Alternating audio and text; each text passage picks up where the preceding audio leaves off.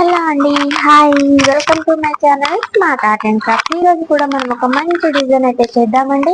దానికోసం నేను ఇలా మనకి మల్టీ కలర్స్ లో అయితే ఈ బీడ్స్ అవైలబుల్ గా ఉంటాయండి.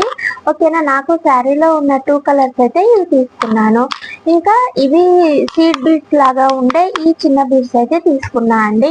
కాటన్ థ్రెడ్ వచ్చి ఒక 4 లైన్స్ అంటే 2 లైన్స్ తీసుకొని మన నీడిల్కి ఎక్కించేసి 2 కొనలు కలిపి ముడేసిన తర్వాత మనకి ఇది 4 లైన్స్ అవుతుంది.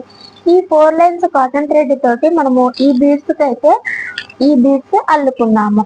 ఓకేనా, ముందుగా అయితే ఇలా తీసేసుకోండి. ఓకేనా, ఇక్కడ ఆపేసేయండి ఎడ్జ్కి. ఇవి వచ్చి ఒక 5 బీడ్స్ అయితే ఇవి తీసుకోండి. 5 బీడ్స్ తీసుకున్న తర్వాత ఈ చివరిన మనం థ్రెడ్ ముడేసాం కదా, ఆ ముడి దగ్గర బీడ్స్ అయితే ఇలా తీయండి. నీడిల్ కుచ్చేసి బీడ్స్ ఇలా తీయండి. తీసిన తర్వాత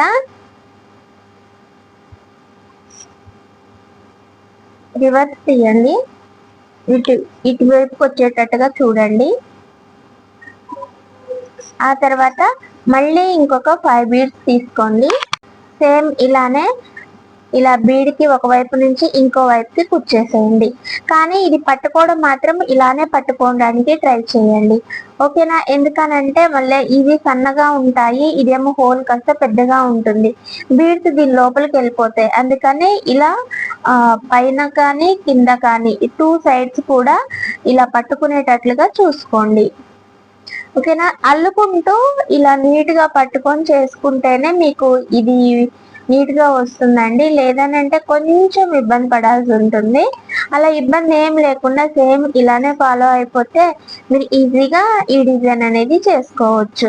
ఓకేనా, ఇలా ఇంకా ఎవ్రీ లైన్కి ఒక 5 బీడ్స్ అయితే ఇవి తీసేసుకొని ఈ బీడ్ మొత్తం కూడా చేసేసేయండి. అంటే కాస్త గ్యాప్ వచ్చినా పర్వాలేదు, గ్యాప్ ఉంటేనే బాగుంటుంది. ఎందుకంటే ఆల్రెడీ మనం కలర్ బీడ్సే తీసుకున్నాం కాబట్టి కలర్ కనిపించినా ఏమవుదు. ఎందుకనంటే మనకి శారీ వచ్చి సేమ్ కలర్ బీడ్సే తీసుకున్నాం కాబట్టి కొంచెం కనిపిస్తేనే బాగుంటుందని నా అభిప్రాయం. అందుకని కనపడేటట్లుగానే చేశాను. ఇలా ఇదంతా కూడా కప్పేసేయండి ఇలా బీడ్స్ తోటి. ఓకేనా, ఇలా మొత్తం చుట్టేసుకున్న తర్వాత ఈ బీడ్స్ తీసుకోండి. స్టోన్ రింగ్ ఇంకొకటి, డిఫరెంట్ బీడ్ ఒకటి, తర్వాత రౌండ్ బీడ్స్ ఒక 2 తీసేసుకొని శారీకి అటాచ్ చేసుకున్నా. థ్యాంక్స్ ఫర్ వాచింగ్, బాయ్ అండి. ఇలా అయితే వచ్చింది, చూసారు కదా, ఇలా గ్యాప్ ఇస్తే బాగుంటుంది. Bye bye, thank you.